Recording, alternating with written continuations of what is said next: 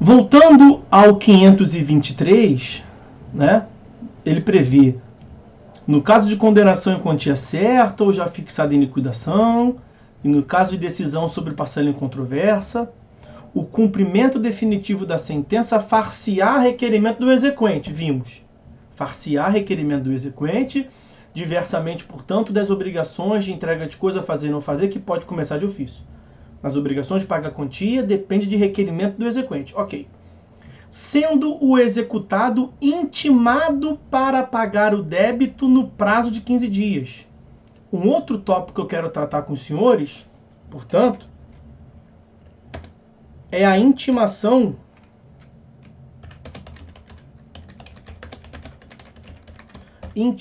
do executado para pagar em 15 dias.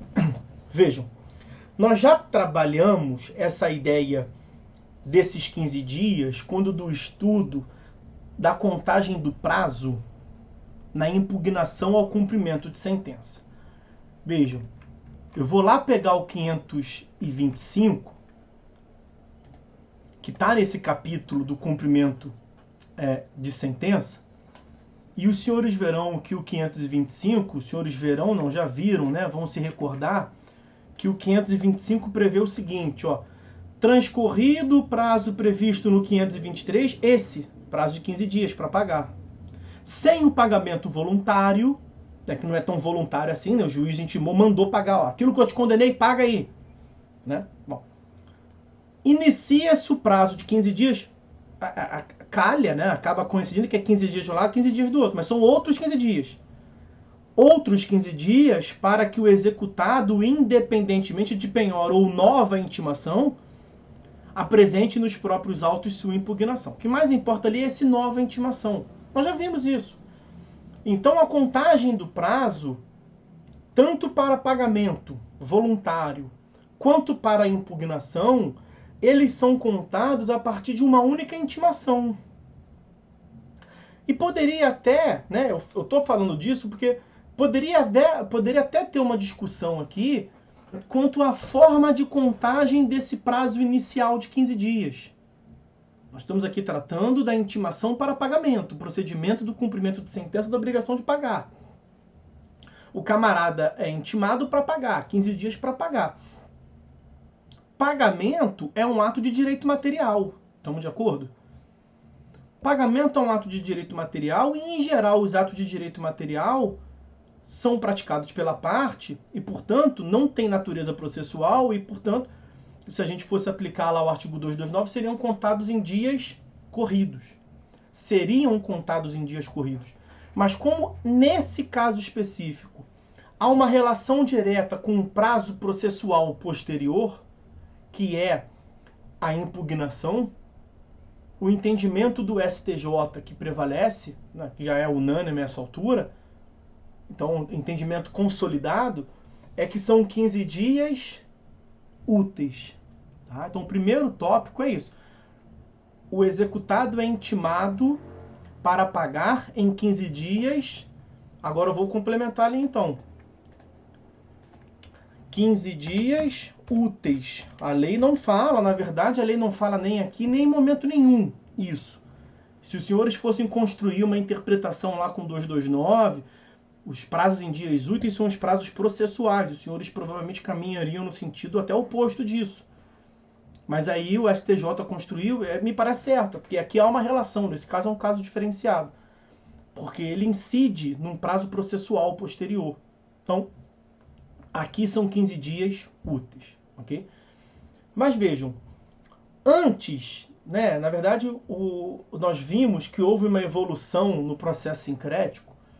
E o CPC de 73, ele foi alterado por várias leis, mas a lei que fechou a tampa do caixão, vamos assim dizer, né, o fecho da abóbada, foi a Lei 11.232 de 2005, que é conhecida como a Reforma da Execução. A Reforma da Execução, como se ela fosse a única. Né? Nós vimos que foram algumas leis, mas essa foi a que finalizou a Reforma da Execução, realmente mudou muitos dispositivos do Código de 73, E mudou a sistemática, implementou o processo sincrético de vez. E aí trabalhou com essa ideia de cumprimento de sentença, ainda no código anterior, tudo mais. Mas no código anterior, como era tudo novo, não tinha a definição e não havia previsão expressa em lei quanto à forma de comunicação do ato processual quanto ao executado. Então, aqui, senhores, é um quebra-pau. Os senhores não têm noção. 6 correntes. 6 correntes. Apenas 6 correntes de como é que se deveria dar a intimação do executado para pagamento. E aí, graças a Deus, ao final prevaleceu que deveria, das 6, depois ficaram 2 rivalizando, e aí discutia-se se deveria ser a pessoa do advogado ou pessoalmente, e aqui a discussão era a mesma que eu mencionava ainda há pouco. Porque sendo um ato material a ser praticado pela parte, a intimação deve ser pessoal, e não na pessoa do advogado. Se vocês forem ao artigo 231, os senhores verão no parágrafo 3º que quando o ato é material e não processual, a intimação é pessoal. Então, em tese, pagamento é um ato material. Quem tira o escorpião do bolso não é o advogado, é a parte. Então, em tese, deveria ser intimação pessoal. Mas aqui prevaleceu um entendimento mais de ordem prática, vamos assim dizer, de efetividade do processo. Se você tivesse que executar, se você tivesse que intimar na execução todos os executados pessoalmente, aí esquece, filho. Aí fecha a porta, fecha a tendinha e não tem condições. Por uma questão, portanto, de instrumentalidade, de efetividade, já no código anterior, o STJ fechou a questão que a intimação deveria se dar na pessoa do advogado. E aí, como é que está essa questão hoje em dia? Hoje em dia está resolvido por norma expressa, então já dei uma assustada nos senhores com as teorias e tal, mas hoje em dia está mais fácil um pouco, fiquem tranquilos. A norma expressa prevista no 513, parágrafo 2º. O devedor será intimado para cumprir a sentença. O 523 prevê que ele vai... cadê? Ó, vou botar aqui em ordem. O 523 já tinha dito que ele vai ser intimado para pagar em 15 dias. E o 513, parágrafo 2º, vou botar aqui na ordem, diz que o devedor será intimado. O parágrafo 2º do 513 diz como que ele vai ser intimado. Ele vai ser intimado para cumprir a sentença e traz as hipóteses. E é uma hipótese aqui que segue uma certa ordem. Então, preferencialmente, o inciso 1º é a preferência. Ele vai ser intimado pelo diário da justiça na pessoa de seu advogado constituído nos autos. Então, a regra é essa. O executado é intimado na pessoa do seu advogado. Agora, nesse próprio artigo 513, nós temos o parágrafo 4º. E o parágrafo 4º é uma exceção nesse inciso 1º. Veja, se o requerimento a que alude o parágrafo 1º for formulado após 1 ano do trânsito em julgado da sentença, a intimação será feita na pessoa do devedor. Então vejam, se o requerimento da sentença, se o requerimento para cumprimento da sentença se der em até 1 ano do trânsito, que é a regra geral que acontece, trânsito em julgado da sentença, o cara já começa logo, tem que ter requerimento, que nós vimos, né? O exequente logo começa a execução. Se logo começa, pode ser no dia seguinte, pode ser na semana seguinte, pode ser no mês seguinte, pode ser no semestre seguinte. Que não dá para o cara esperar mais de 1 ano. Qual foi o raciocínio da lei aqui? Você não tem como ficar torturando o advogado do executado, de ficar acompanhando o processo por mais de 1 ano. E aí sai publicado em nome dele um processo que ele nem lembra mais de 1 ano, tal. Porque aí, veja, quando o camarada é executado, o advogado tem que entrar em contato com o cara, tem 15 dias para pagar. Quando o processo está ativo, terminou ali, o que a lei pressupõe, o sistema processual pressupõe, é que o advogado está com contato com a parte. Mais de 1 ano de trânsito em julgado, a tendência é que perca esse contato. Então, se o exequente esperou mais de 1 ano para dar início à execução, Então ele não está tão interessado assim em ter um processo efetivo, né? Então faz a intimação pessoal. Então, vamos lá. 513, parágrafo 2º, inciso 1º. Regra geral. A intimação é na pessoa do advogado, como já era no código anterior. Só que essa era uma das discussões que tinha no código anterior, como eu lhes disse, né? E aí o legislador previu também. Se o exequente esperar mais de um ano, a intimação que deveria ser em regra na pessoa do advogado, aqui não vai ser. Vai ter que ser uma intimação pessoal. Mas veja, nesse caso de intimação pessoal, olha lá, a intimação será feita na pessoa do devedor, por meio de carta com a R, não por oficial de justiça. Intimação pessoal com carta. E é com carta encaminhada para o endereço constante dos autos. Olha a importância de manter o endereço atualizado. Se chegar lá, e aí faz menção, observado o disposto no parágrafo único do 274, parágrafo 3º. O que esse 274, parágrafo 3º, parágrafo único do 274 e o parágrafo 3º desse artigo diz? Que se tiver mudado de endereço e não atualizado, vai considerar como válida a citação. Tá?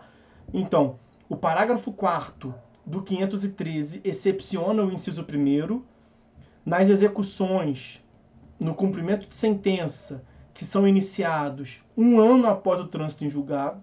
E qual é a exceção? A intimação do executado não será efetuada no advogado, mas pessoal. Quando a gente fala em intimação pessoal, o que nós imaginamos? O oficial de justiça indo lá. Não é a hipótese aqui. É uma intimação pessoal por AR, por carta. Mas em qual endereço? O endereço que consta dos autos, que as partes têm que fornecer endereço. Ah, não, mas aqui a parte mudou. Mudou, mas informou? Não, não informou. Azar, está intimado. E vai sofrer as consequências processuais. Porque quando a parte muda, ela tem a obrigação de informar em juízo. É o que esses dispositivos fazem menção. Seguindo. Então essa é a primeira hipótese com a exceção.